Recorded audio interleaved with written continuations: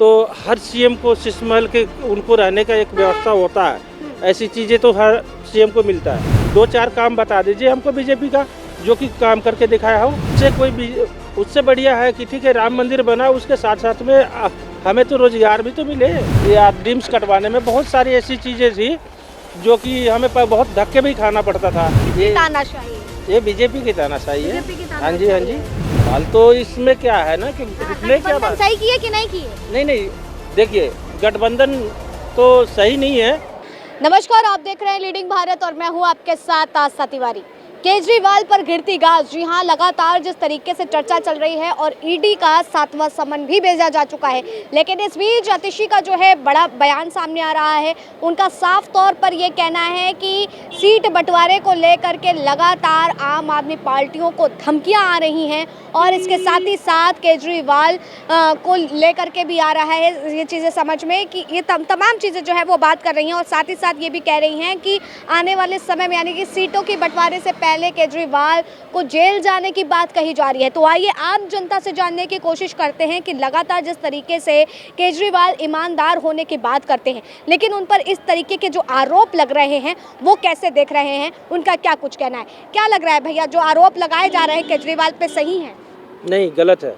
गलत लग रहे हैं जी। लेकिन जिस तरीके से उनका जो है अगर देखा जाए शीश महल को लेकर के चर्चा हुई, तमाम चीजें हैं, घोटाले सबसे पहले तो हर सीएम को शीश महल के उनको रहने का एक व्यवस्था होता है। ऐसी चीज़ें तो हर सीएम को मिलता है। हाँ। क्या आप घूम रहे हैं पूरे देश, पूरे यानी कि बाहर कंट्री में आप घूम रहे हैं, तो क्या आपसे कोई पूछ रहा है कि इतने पैसे कहाँ से आ रहे हैं, कहाँ खर्चा कर रहे हैं आप? कोई तो नहीं पूछ रहा है ना। तो एक सीएम है, हमारी चुनी हुई जनता के सीएम है, तो उसको भी तो कुछ फैसिलिटी चाहिए। कह रहे हैं कि जनता ही परेशान है केजरीवाल से, क्या वाकई ऐसा है? क्या जनता परेशान है? ऐसा कोई नहीं है, कुछ नहीं है। हाँ। जनता कुछ परेशान नहीं है। जनता परेशान है तो बीजेपी से है। बीजेपी से परेशान बिल्कुल। है। क्यों बीजेपी से? क्या केंद्र सरकार के काम सही नहीं लग रहे हैं? आप बता दीजिए, 2-4 काम बता दीजिए हमको बीजेपी का जो कि काम करके दिखाया हो। हमें राम मंदिर से कोई पेट थोड़ी भरेगा हमें कि हाँ राम मंदिर नहीं चाहिए था आपको? नहीं, देखिए चाहिए था। हाँ। ऐसा नहीं है कि नहीं चाहिए था। हाँ। एक हम हिंदू है, हिंदू का धर्म तो होता ही है कि हर धर्म हर जगह पे पूजा पाठ करे, ऐसी कोई बात नहीं है। लेकिन उससे बढ़िया है कि ठीक है राम मंदिर बना, उसके साथ साथ में हमें तो रोजगार भी तो मिले। केजरीवाल जी रोजगार दिए हैं? बिल्कुल दिए। हाँ। केजरीवाल बीजेपी सरकार की बात की जाए, केंद्र सरकार की कहा जाए तो कह रहे केजरीवाल ने दिल्ली को एकदम डुबो दिया है। बारिशों के समय भी हालात देखे गए थे, किस तरीके से सड़कें जो है नदियां बन गई थी। मैडम सबसे पहले तो हम ऑटो चालक हैं।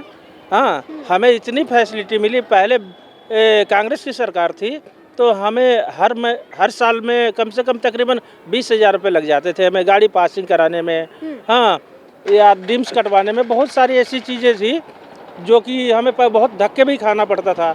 इनकी जब से सरकार आई है हमें कोई चीज़ का धक्के नहीं खाना है, ना 1 रुपये लगता है हमें अथॉरिटी में, हमारा काम फटाफट हो जाता है।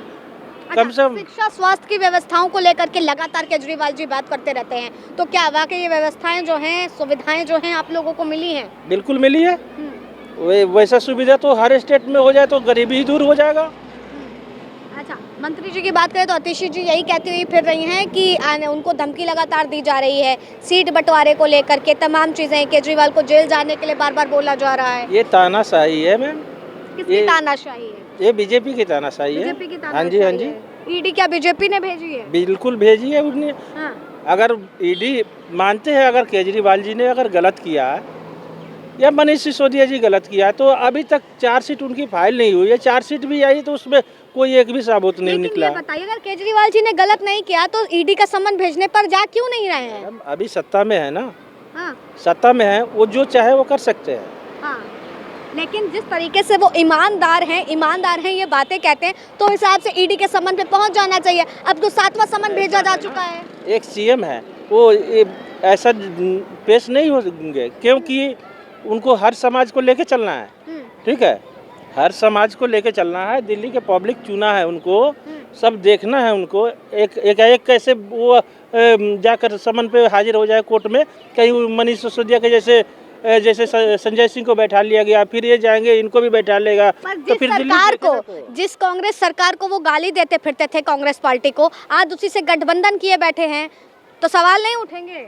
सवाल तो इसमें क्या है ना कि उठने क्या गठबंधन बात। सही किए कि नहीं किए? नहीं, देखिए गठबंधन तो सही नहीं है। जिस बला दौलत पे ये लड़ रहे थे इनकी छवि अच्छी थी, लेकिन फिलहाल गठबंधन भी है तो इसमें ऐसे खास करके कोई ऐसे वो नहीं है, दिलचस्पी नहीं के है। लिए कितना बोलते थे यही केजरीवाल जी, और आज देखिए उन्हीं के पार्टी के साथ मिले हुए हैं।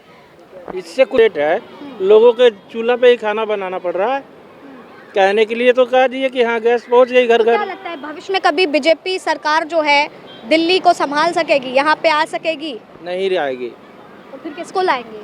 केजरीवाल आएगा, केवल केजरीवाल? केवल केजरीवाल, कोई और चेहरा भी नहीं देख रहे? नहीं कोई चेहरा नहीं है। और अगर कहीं जेल वेल जाने का अगर हो गया तब कैसे क्या करेंगे? कोई बात नहीं है, जेल से भी हम इन्हीं को चुनेंगे, जेल से भी नहीं? बिल्कुल चुनेंगे। तो देखिए साफ तौर पर आप देख सकते हैं कि किस तरीके से केजरीवाल के प्रति लोगों में कितना उत्साह है, उनके कामों को लेकर के उनका क्या कुछ कहना है, और ईमानदारी की मिसाल जहां एक तरफ केजरीवाल खुद देते हैं, लेकिन उनके समर्थक किस तरीके से उनको देख रहे हैं और साफ तौर पर कह रहे हैं कि बीजेपी सरकार केवल तानाशाही कर रही है और ये सारी चीज़ें जो है सत्ता से केजरीवाल को हटाने के लिए की जा रही हैं। फिलहाल तब तक के लिए आप बने रहे लीडिंग भारत पर। कैमरा पर्सन राज के साथ आस्था तिवारी।